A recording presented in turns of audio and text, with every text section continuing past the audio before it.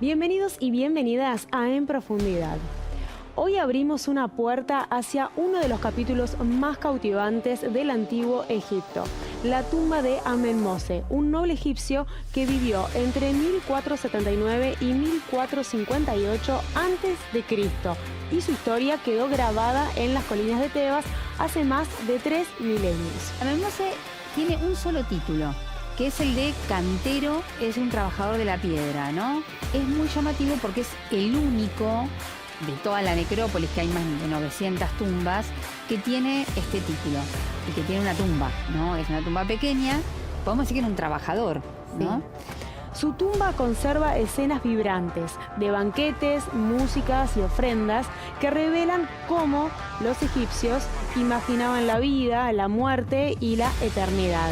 En toda la tumba está él, obviamente, ¿no? En diferentes escenas. Eso es muy típico de las tumbas. Están dedicadas al ego, digamos, a la persona, al propietario y a su familia en general, ¿no? A la esposa, a los hijos.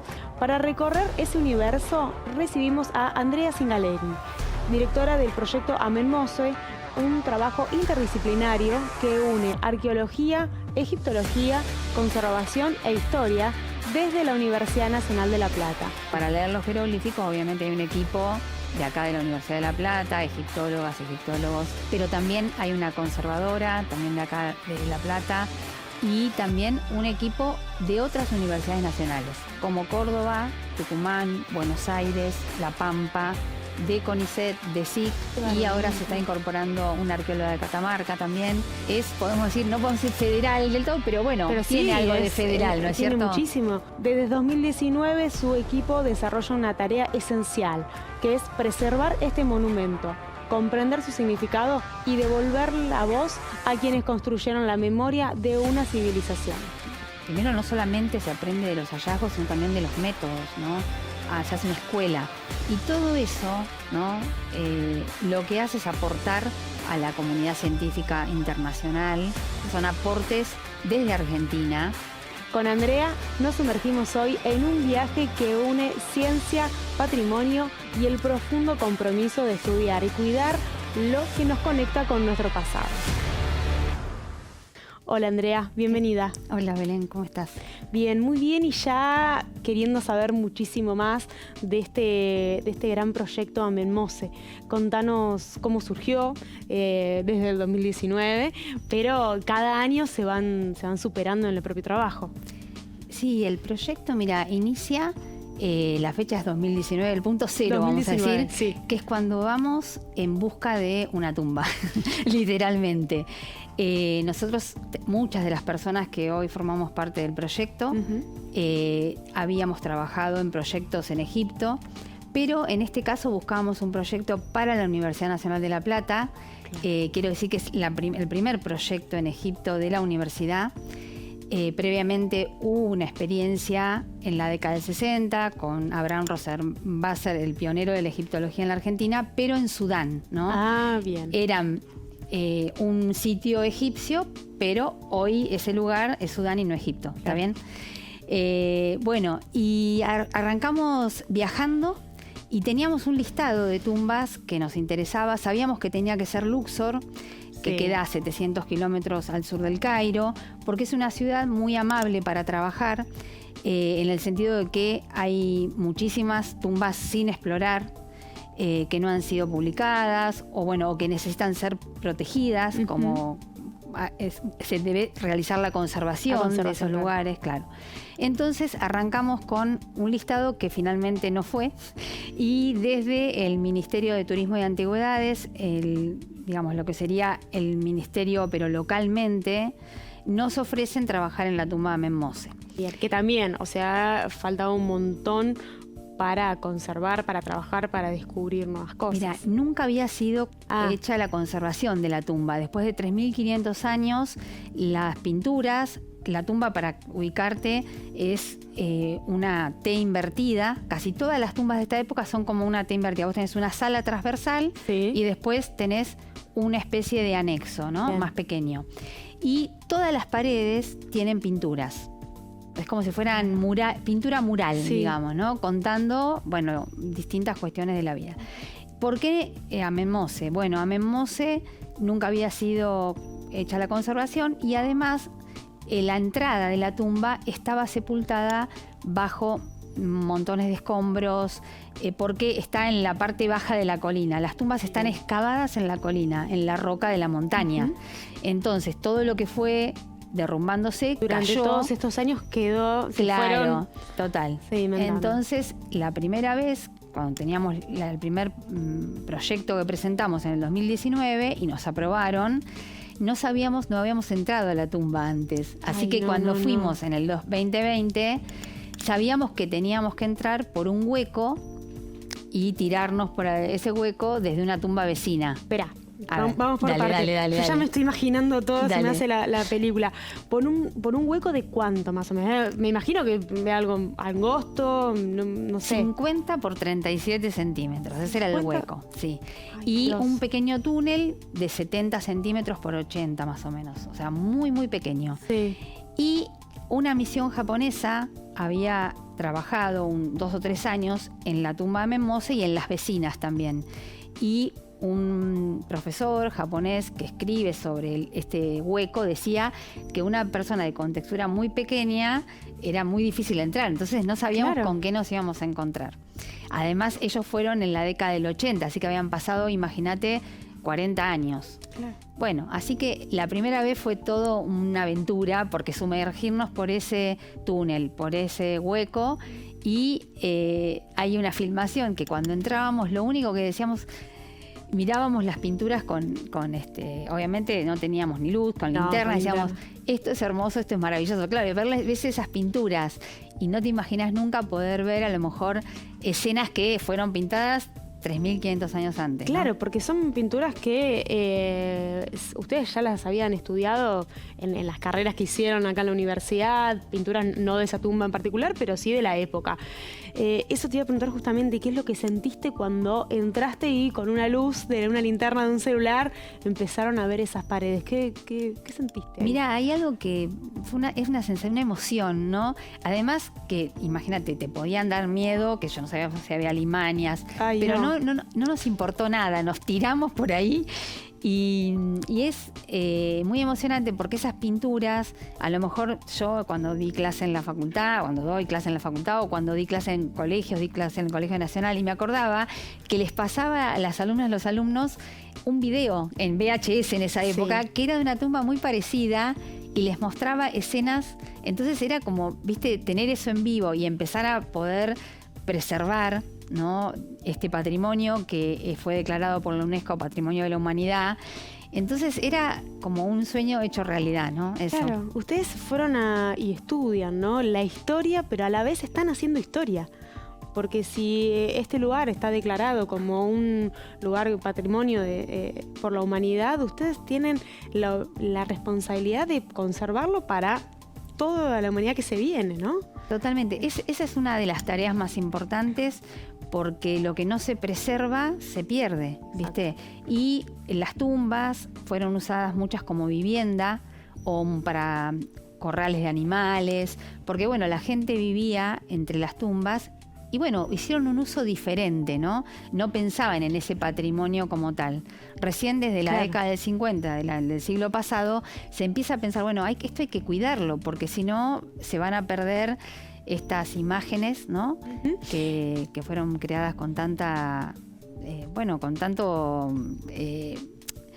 ahínco y se preservaron, ¿no?, durante 3.500 años. Exacto, que la gente del lugar ya las tenía identificadas porque ya saben dónde están las tumbas.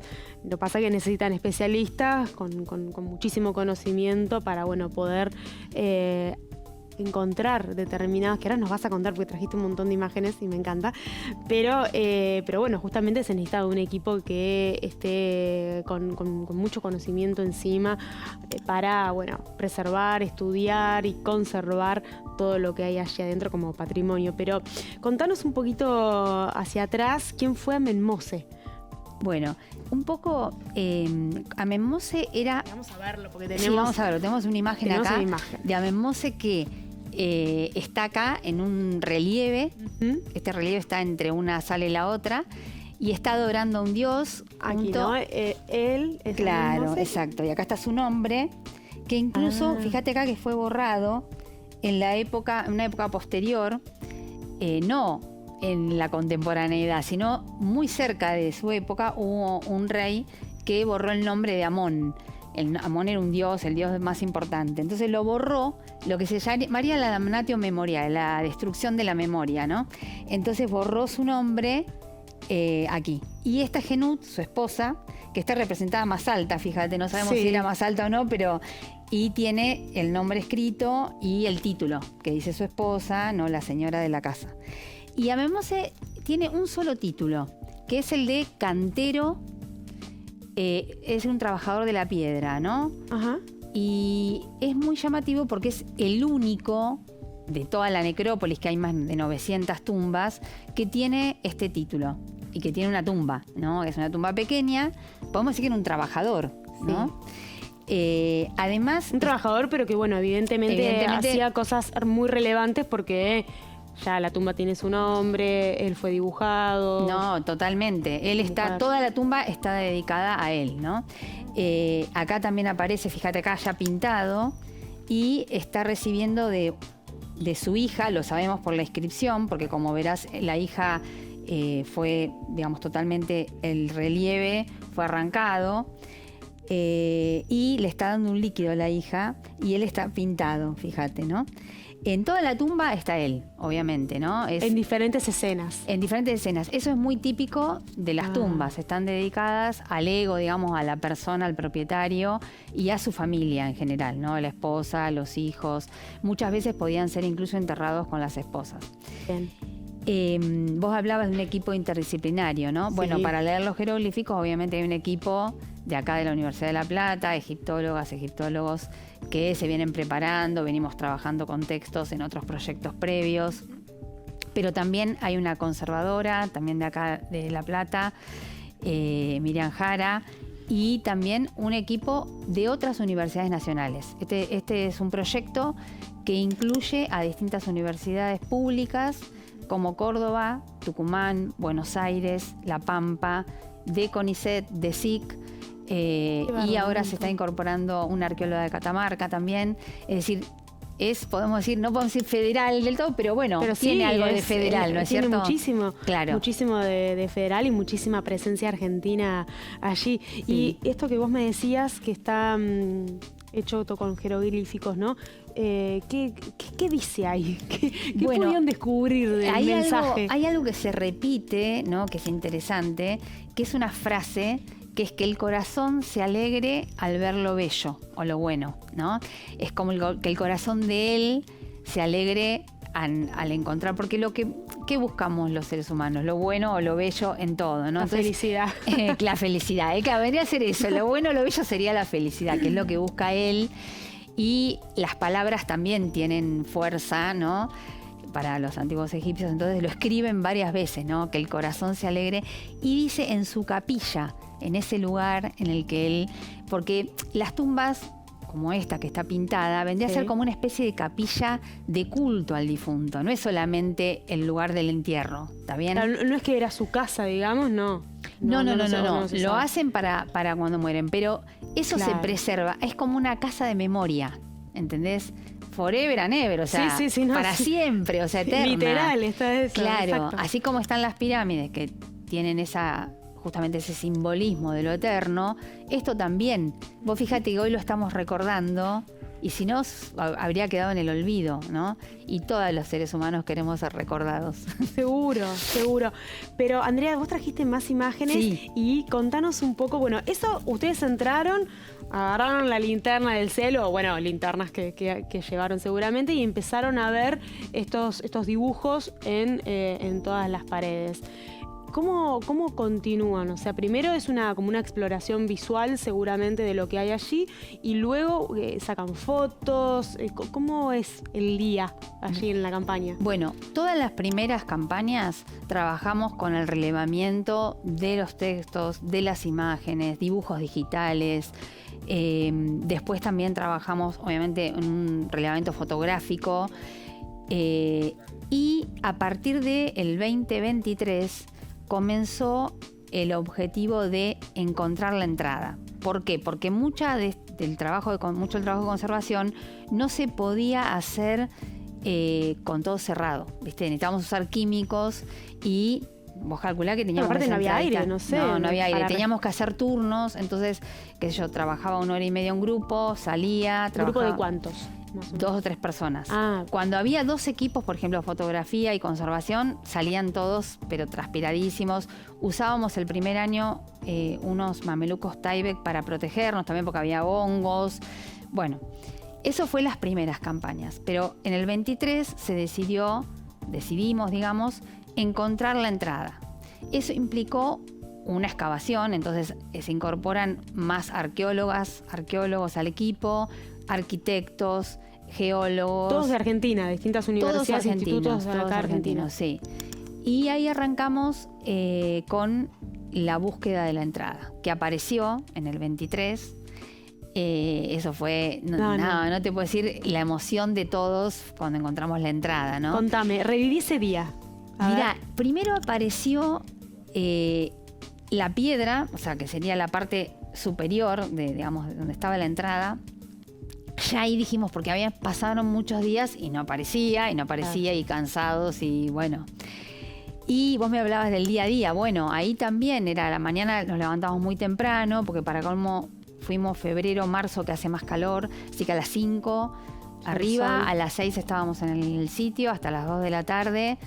Y bueno, no pasaba nada, hasta el día que apareció, y después empieza a aparecer la entrada. Había justo del lado de adentro, estaba como sellada con unos ladrillos de adobe, y aparecieron como 2 aberturas, y ahí nos dimos cuenta que estaba, ¿no? Así que nada, aplausos, emoción. Enorme. Y la entrada tenía 2 jambas, o sea, lo que está al lado de la puerta, con inscripciones, y este relieve que es inédito, no había aparecido nunca, no se había visto, que está Amen Mose. Qué bien. ¿Cómo se conserva, todavía? Porque está muy bien delineado toda la figura. Ellos en general están siempre frente a la mesa de ofrendas porque tienen la comida. Que no falte la comida, en el más allá tampoco. Me parece que es lo más importante de la humanidad, ¿no? La comida. Entonces, bueno, siempre están con la mesa, ¿no? Y es, bueno, él, y arriba hay una inscripción que dice, siguiendo el corazón, algo así como siguiendo el corazón en la puerta, que bueno, también para nosotros era recontra significativo. Después le dimos como otro sentido a esa traducción, pero era como siguiendo el corazón, nuestro corazón, y encontrando esta puerta, ¿no? En el 24 se abrió, se colocó una puerta de metal, y acá tengo la imagen ya con la puerta, con el nombre de Amen Mose y el número de la tumba. Las tumbas tienen número como las casas. Ese catálogo se hace a principios del siglo XX para identificarlas, porque imagínate si no por los nombres. Si vos te llamas igual que uno que vive cerca, no sabes cuál es. Entonces, por eso tiene un número. Claro, el número de esta es 318. Y encontramos el pozo funerario adelante, en lo que sería el patio. Que el patio de las tumbas era muy importante porque ahí se hacían rituales antes de colocar al difunto, ¿no? Antes de terminar la tumba. Esto, lo que se ve oscuro, en realidad es la entrada, la puerta.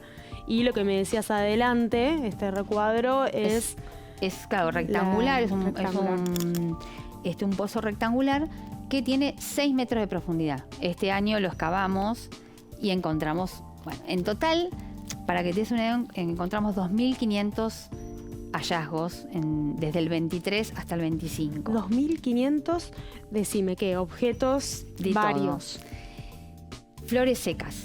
Flores secas que se mantienen hace... Flores secas que son, por ejemplo, ramos.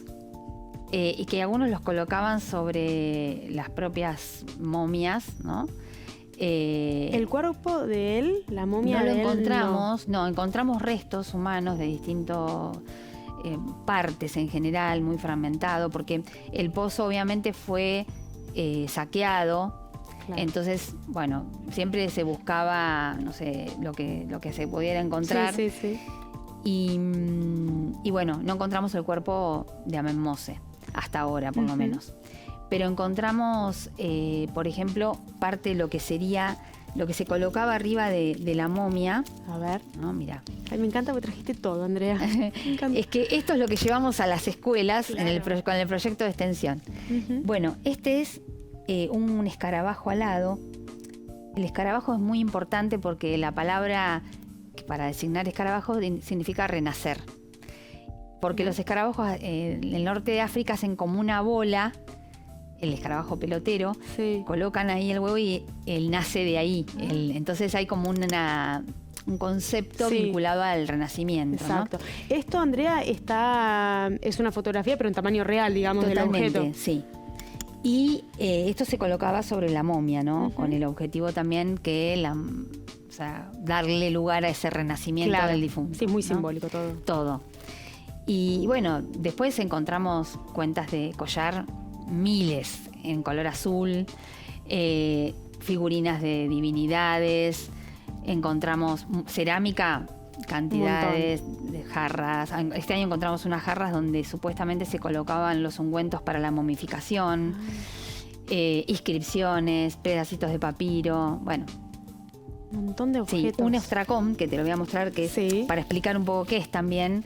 El ostracón es un pedacito de cerámica o de piedra donde la gente escribía, como nuestro cuaderno, digamos, Bien. porque no existía el papel. Claro. Entonces, esto es parte de un himno y los escribas, para escribir en las tumbas, necesitaban un modelo. Entonces, como si vos, en vez del cuadernito, te llevabas sí, el sí, ostracón y copiabas en la Qué tumba. fantástico, Andrea. La verdad que es muy relevante todo el trabajo que realizan allí y sobre todo ustedes esto lo estudiaron cuando estaban desde el colegio, digamos, porque me estás diciendo que ahora lo llevan a presentar a los coles hasta la universidad y estar allí en Egipto, en territorio, digamos, descubriendo esto. ¿Qué sienten? Porque están haciendo historia. Es muy trascendente, sobre todo es un proyecto muy colectivo. Entonces es muy trascendente el trabajo porque cada cosa que vos encontrás implica después un estudio, ¿no? Llegar acá y procesar y estudiar. Y se abren siempre interrogantes, ¿no? Preguntas. También se nos abren interrogantes cuando vamos a las escuelas, porque nos preguntan mucho y muy bien en general, Qué bien. tanto las maestras, los profesores, las profesoras. Entonces ahí es como, siempre hay una pregunta sobre un objeto, sobre una pintura. Viste que el conocimiento es inagotable en ese punto, Sí. ¿no? Porque vos te podés hacer unas preguntas, que son las que nos hacemos. Ahora estamos publicando un libro con todas las imágenes de la tumba y estudios sobre eso. Pero también eso abre para que otras personas hagan otras preguntas. Claro. Y bueno, es Y genera infinito. también vocación científica. Totalmente. Está buenísimo. Sí. Está Sí. buenísimo, Andrea. Pero volviendo un poquito, me quedé con el día a día, ¿no? Las campañas, ¿cuánto duran? ¿Qué van? ¿Cada cuánto tiempo van? ¿Cómo se organizan? ¿Duermen? Me decías que se levantan a una hora y a la hora ya están en el lugar. ¿Dónde duermen? Mira, en general vamos un mes y algo, porque es medio lo que pide el Ministerio, ¿no? de Turismo de Antigüedades, que no dure menos de un mes para que tenga resultados. Rédito, claro. Claro. Y nosotros vamos en general en enero, que son nuestras vacaciones, pero el clima es muy benigno en Egipto en esa época, o sea, es un invierno que... ¿De qué temperatura estamos hablando? Mira, más o menos? durante el día 20 grados, por ahí menos, pero a la noche hace frío, a lo mejor hace 7 grados, 5 grados. Para ellos es un frío tremendo, pero para nosotros para trabajar es mucho mejor. Sí. Y además porque hay gente que trabaja en colegios o da clases en la universidad o en las universidades y no pueden pedirse, o en institutos, no pueden pedirse vacaciones. Entonces, enero es nuestro mes. Bien.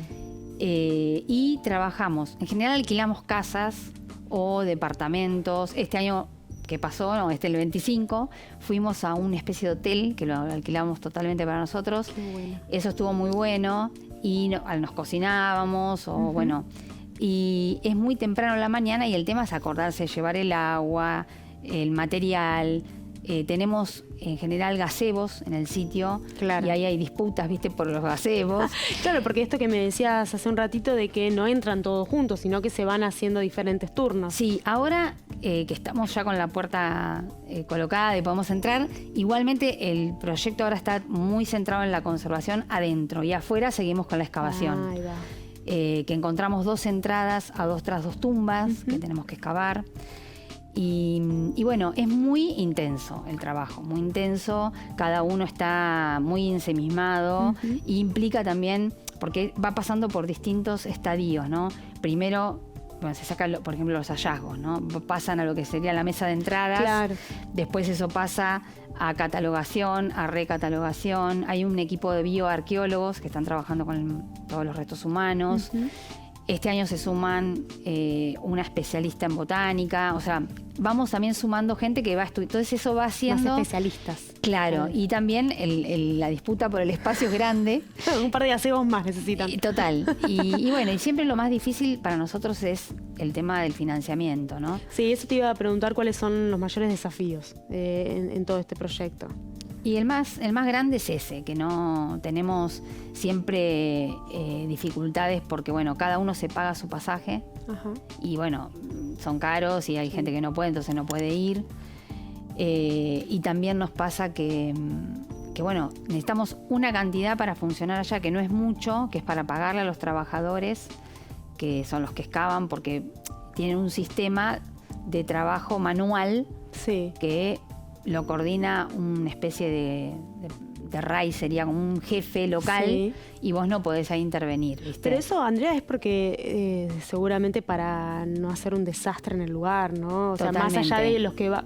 A ver, más allá de que los que van son investigadores y saben muchísimo sobre ese tema, ellos, al ser locales, saben bien dónde están ubicada cada tumba y el modo de justamente de perforar, de excavar, ellos lo conocen muy bien. Totalmente. Ellos Debe son- estar regido, seguramente. Ellos son por los que eso. saben, Claro. nosotros seguimos un poco esas normativas. Claro. Y hay una inspectora o un inspector que está con vos y está controlando exactamente todo lo que hacemos, cómo lo hacemos.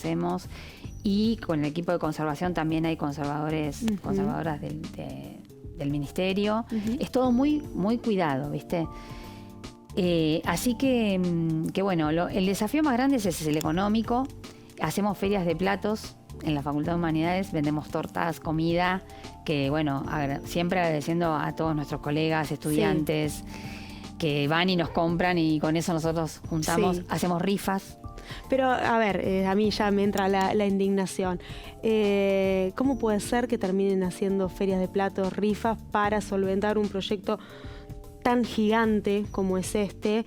Y sobre todo, que se ve el gran conocimiento y la capacidad de investigadores e investigadoras argentinos que están estudiando en otro país. ¿Cómo puede ser que lleguemos a ese punto?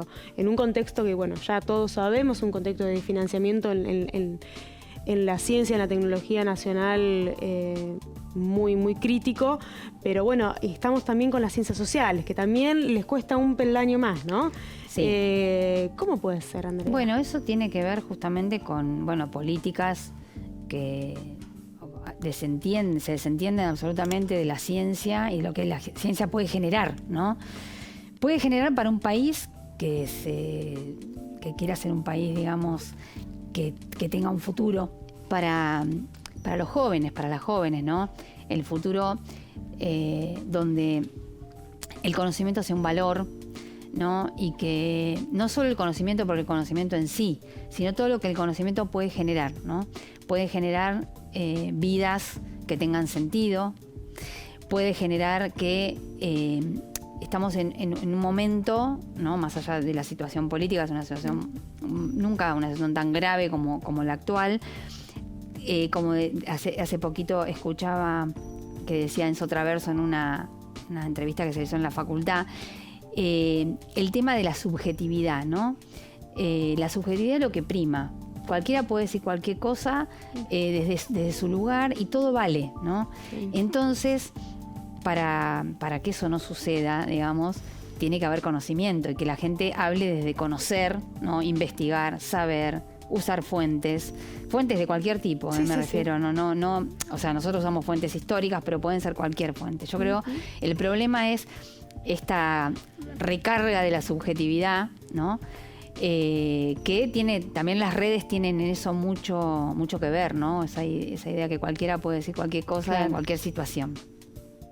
Entonces yo creo que apostar al futuro es un poco apostar un poco más a la objetividad, que la ciencia da objetividad. Entonces creo que hay que ir por ahí, ¿no? Y valorar estas iniciativas, estos proyectos. A veces nuestro proyecto es un proyecto muy en el espacio como lejos de Argentina, pero nosotros estamos cooperando, digamos, con recursos que son de la humanidad, no son recursos así por ahí, ¿no? Que se nos ocurren nomás a nosotros porque tenemos el proyecto. Y bueno, creo que en ese sentido nosotros seguimos en la nuestra, es nuestro desafío como digamos, trabajadoras de la Universidad Nacional de La Plata. La mayoría mujeres, ¿no? Sí, la egiptología tiene un poco eso. En Argentina hay algunos egiptólogos, por supuesto. ¿Y por qué será? No lo sé, pero en nuestro proyecto hay un número mucho mayor de mujeres y bueno, por eso también es más complicado el desafío siempre. La mujer en la ciencia, ¿no? Totalmente, porque bueno, siempre están las historias personales, pero además de las historias personales está que siempre, bueno, hay como voces autorizadas, ¿no? En la ciencia, que son las masculinas más que las femeninas, ¿no? Sí. Eso va cambiando de a poco. Por suerte. Va cambiando, pero por eso también hay que estudiar historia, hay que saber, ¿no? Por ejemplo, nosotros que damos una materia en la facultad, estudiamos cómo surge el patriarcado, las discusiones. Exacto. Por eso es tan importante, ¿no? Entender el pasado para también entender por qué estamos hoy, ¿no? ¿Cómo estamos? Andrea, justamente, bueno, mi pregunta se desprende a esto último que estás diciendo vos, la importancia de estudiar historia. Ustedes están estudiando una historia que, sí, bien, no es de Argentina, pero ¿cuál es el impacto en toda la comunidad que se empiezan a descubrir y a conservar estos elementos, estos lugares? Bueno, por un lado, hay primero, no solamente se aprende de los hallazgos, sino también de los métodos, ¿no? Se hace una escuela. Y nosotros tenemos, por ejemplo, algunas personas que están haciendo ya sus doctorados sobre estos temas. Entonces eso va a ser un aporte. De hecho, hay una persona que está haciendo un doctorado sobre género vinculado a las pinturas de las tumbas. Claro. Entonces, todo esto sobre género, sobre el título de Amenmose, sobre... Sí, las costumbres que tenían, o sea, desde la alimentación, la ritualidad, el trabajo. Totalmente. Y todo eso, ¿no? Lo que hace es aportar a la comunidad científica internacional, claro, ¿no? Entonces son aportes desde Argentina y eso genera también para las futuras personas que se interesen, ¿no? También un caminos. Yo creo que la importancia de tener caminos, ¿no? Caminos de aprender, caminos de estar, caminos de pertenecer también a una comunidad científica internacional, ¿no? Y nacional también. Seguro. O sea, esperamos también, por eso es muy importante nuestro proyecto de extensión, como transmitir esto, poder, que no es para unos pocos este conocimiento, sino la idea de que este conocimiento se transmita, se aprenda a partir de esto, ¿no? Y además, bueno, perdón Andrea, pero no todos saben, aquí mismo en La Plata, en la comunidad de La Plata, fuera de la universidad, no todos saben que hay un grupo de investigadores e investigadoras que están trabajando sobre este tema. Esto que vos decís de la extensión es tan relevante en este sentido porque además se cruza la investigación, la extensión, se da a conocer, ¿no? lo que hace nuestra universidad pública. Totalmente. Sí. Es fundamental. Si Amenmose estuviese hoy entre nosotros, ¿qué crees que diría? Yo creo que hay, estoy segura de eso, que hay un agradecimiento porque estamos volviendo a traerlo al presente, preservando su memoria, ¿no? Entonces bueno, le devolvimos su puerta, encontramos su pozo funerario. Exacto. Entonces yo creo que ahí en esto, supongo que diría que está muy contento. Se alegrará su corazón por ver lo bello, como dice en sus textos, ¿no? Seguro. Porque ¿Qué mensaje se nos llegó? Claro, totalmente. Entonces es como traerlo al presente, traer a esa persona que vivió, a su familia, que vivieron hace 3.500 años, acá, ¿no? Al presente. Y en eso hay una práctica muy distinta a lo que es la arqueología del siglo pasado, no del siglo pasado, del siglo anterior, digamos, o principios del siglo pasado, donde había una actividad muy de saqueo, de spoilear, ¿no? Las distintas herencias, ¿no? Y no, esto es todo lo contrario, la idea de preservar. Claro. Y Egipto tiene esa política también, de hecho no se puede traer ni un objeto. ¿Quedan todos allá? Sí, nosotros tenemos la tumba vecina, es el lugar de almacenamiento de todos estos objetos y hallazgos y restos humanos que están ahí para ser estudiados, ¿no? Qué fantástico, Andrea. ¿Cuáles son los próximos pasos? ¿Cuál es la proyección de este proyecto justamente? Y bueno, ahora esperar a poder que nos lleguen los permisos y poder ir en enero. Ya. Y este año tenemos un montón de trabajo para hacer y tenemos el permiso para excavar 20 metros para cada lado, excavar las tumbas nuevas, terminar de excavar las cámaras funerarias del pozo, terminar la conservación, que eso nos va a llevar un par de años más. Claro. Y publicar un segundo volumen. Ahora ya terminamos el primero para publicar todos estos hallazgos. Y bueno, y seguir difundiendo el proyecto en la comunidad, no solo académica, sino también en la comunidad en general. Sí. Bien. Andrea, ¿te imaginabas de chiquita terminar en Egipto trabajando, estudiando, investigando, haciendo historia? No, yo creo que es un sueño, o sea, me imaginaba, creo más de adolescente, cuando vi Indiana Jones y los cazadores del Arca Perdida, que para mí es una película como que me marcó, ¿no? Esto de descubrir, de encontrar el pasado, la mezcla entre la historia presente y la pasada, ¿no?